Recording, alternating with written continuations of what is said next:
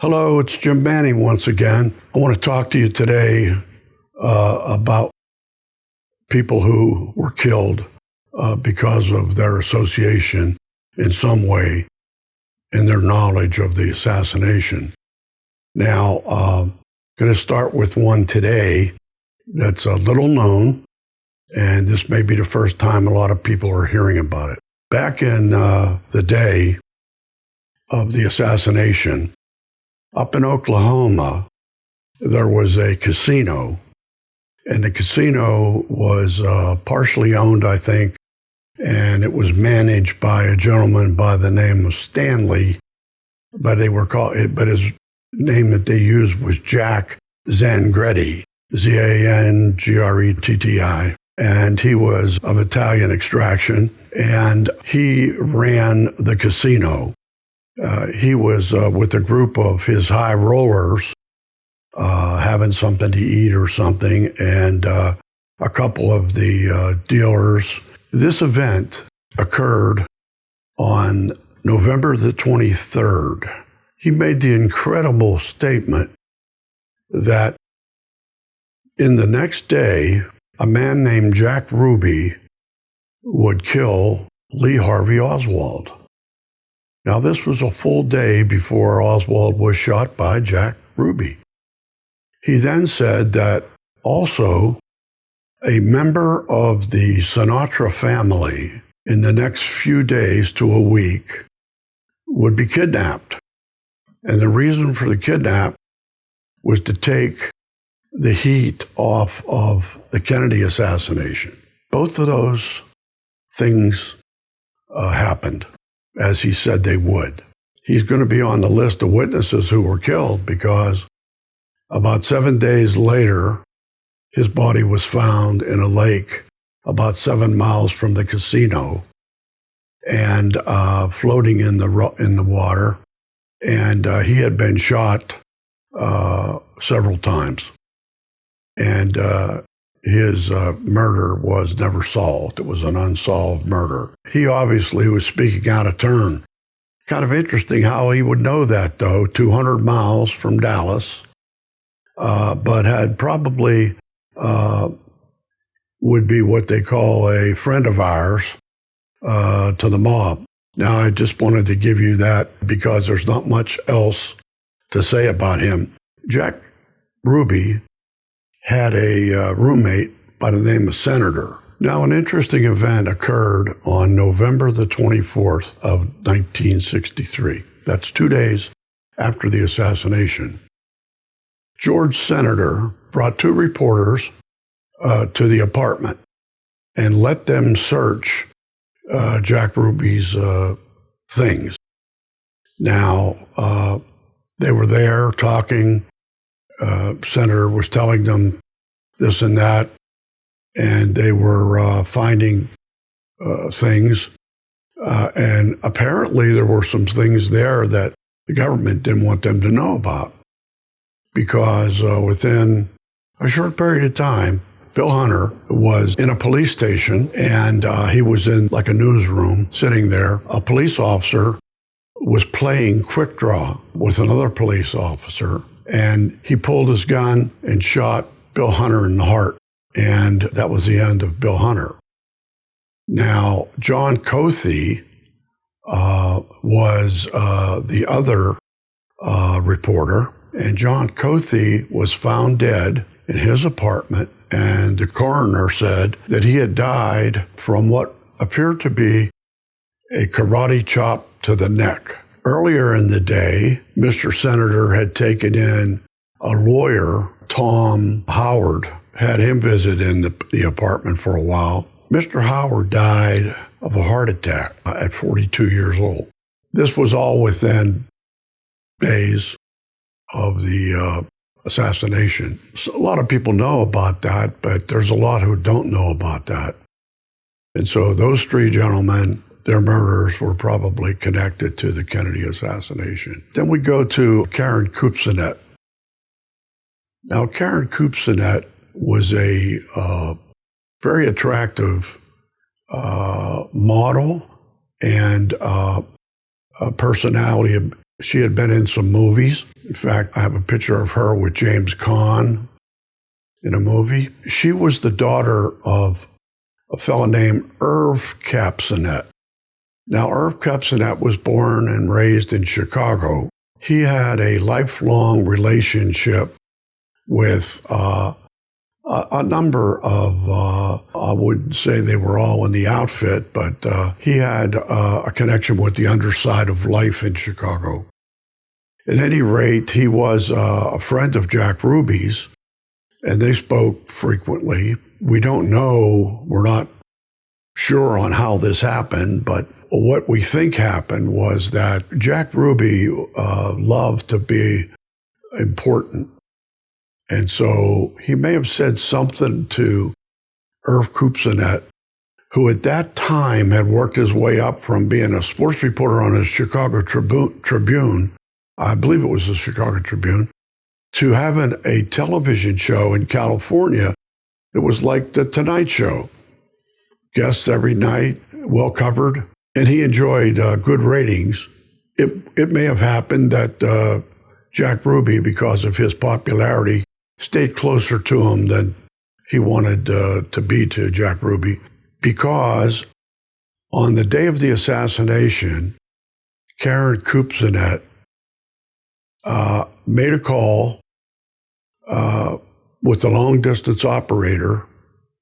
I don't know who she was calling, but she said to the operator that they're going to kill the president. They're going to kill the president. And she was almost out of control. And this was, I believe, in the morning sometime, maybe a couple of hours before the actual assassination took place. But the outcome of that situation is that she was found murdered several days later in her apartment. Maybe she had some information that she overheard from her father, but we don't know exactly what she knew, but we knew what she said. And so with that, she's added to the people who were killed because of the Kennedy assassination. Now, Irv Capsonet, his whole life, he was torn up over that, and he was very, very violently depressed and said that it was never anything like that. It was never anything like that. He had made some mistake, or maybe it was a signal to him not to say anything by killing his daughter. I don't know if that's true, but a lot of people think that. But at any rate, that's one more person that bought the farm.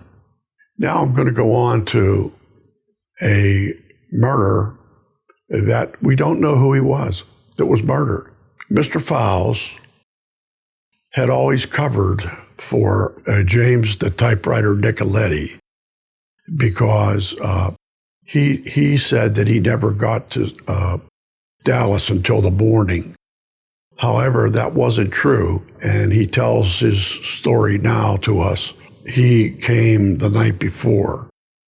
He came the night before for a purpose, and that purpose was that he and James had gone to the Murchison property for that meeting that was held on the night before the assassination. And he was shown a man by David Atlee Phillips. He just pointed out the man to him, and he told him that that was the guy that they wanted him to disappear. In other words, he wouldn't be shot and they find him dead. He just disappears. And so Nicoletti was there too, and they left, and they went to the After Hours Club that was somewhere close to Dallas, and that all of the not all of the Secret Service men, but a lot of the Secret Service men had gone there and partied till 5 in the morning. You could see how sharp they were to protect the president before noon. Mr. Fowles never knew his name, but they pointed him out to him. They got him there. That man came to that same club. When he left, they took care of him. I don't know how. They probably shot him and put him in the trunk of a car. And they had address to a farm that was out of town. There was a hog farm. And they took all of his clothes off him, and they fed him to the hogs. As horrible as that may sound, it is in all probability true, because Jim Fowles gave us that on his deathbed confession. And he didn't know who he was, and he didn't know his name. He just they pointed him out, and he, yes, sir, took care of it. Not worried about it. So anyway, like I said earlier on in my earlier interviews, Chuck didn't come in until the following morning, but he got in that night. And we went there to do the execution, to take this guy and whack him and put him in the pig farm.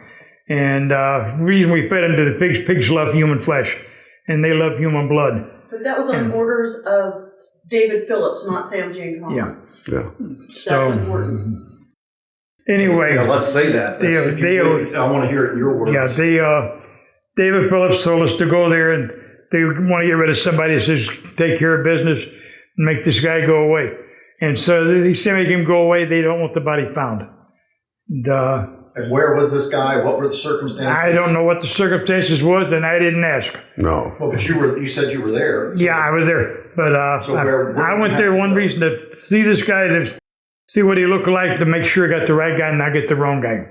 Right. And it's like I told her, I'm the least curious person in the world. I never ask a question why they want to get rid of somebody.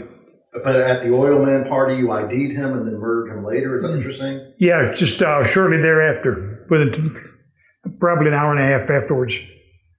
And who? Right now, I'm getting just little bits and pieces. What was? I know you say you don't ask questions, but who was murdered? We don't know who it was. Okay, we don't know. We don't know. He don't know. He doesn't then there's probably really nothing. He didn't. Nothing to share there. No, anyway. He didn't care to know. Yeah, he just wanted to make sure he got the right guy. That's the guy right there. Yeah. Right. And when they pointed the man out, I didn't ask no name and I didn't ask why. That's right. I don't care what the reason was. They had their reasons. Did you go up and introduce yourself? No, I didn't go up and introduce myself. No, they pointed the man out to me. Yeah. He was the target. That guy right there. And that's it. I'm not going to ask no names. Well, why do you want to get rid of him? Right. I'd have been the next guy to go to the pig farm.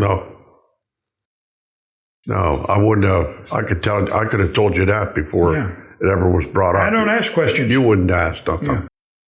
Just want to know it was the right guy. When Sam told me to go kill somebody, I didn't say why. Right. Yeah. Okay, Sam.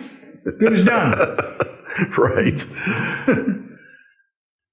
So that's one that we know, and we can't tell you who he was. However, I guess probably if you went back and studied the papers, the Dallas papers, you might find that somebody that was just considered missing, but never found, and that would have been that gentleman. So you can see there's a lot going on here that a lot of people don't know about. It's important to look at it, like I say, like a seasoned investigator working on a cold case. Look for all the things that happen, all the things that are coming out by people that, like James Fowles, are still alive, and by evidence that's been sequestered for so long. For example, regicide. I mean, it's almost impossible for me to believe that all the things that have been uncovered, not just by me, but by a lot of other people who believe what I believe. However, not one newspaper, not one magazine, not one TV station, not one of anything has ever even mentioned how it happened according to my investigation. And you would think that they would maybe just come at me and say that, oh, this is crazy, he's off base, whatever. It's what I expected, but I haven't even had that. I also would like to say that it's important that we get this out, and I don't have to be the only one doing it. I know that Mike Jaco and has a podcast, and he believes everything that I believe, and lots of other people, but I just don't know them, and it's hard to reach them when you don't know them. If everybody's seeing this YouTube were to send an email to Anna Paulina Luna asking her to check some of my YouTubes out, check out Patriotism Unhinged, where it's a quick read, 162 pages. We cover four important issues. We cover the fact of why I got interested, and there has to be a reason why somebody gets interested. I got interested whenever I found out that Lee Harvey Oswald was the patsy. I got further interested whenever I made a little noise in Norfolk, Virginia, and my life was threatened by a man named Antonio Sansone, who later I found out was the best friend of Frank Fiorino, later known as Sturgis. I moved on from that. I thought that we had enough information at that point that people would know that, if it was them and all these things happened to them, they would probably want to get it out too. The second thing is that I made a list of over 20 people, along with corroborative evidence, who had prior knowledge to the facts that the assassination was going to occur. If you had 20 people that knew about it in advance, it had to be a conspiracy.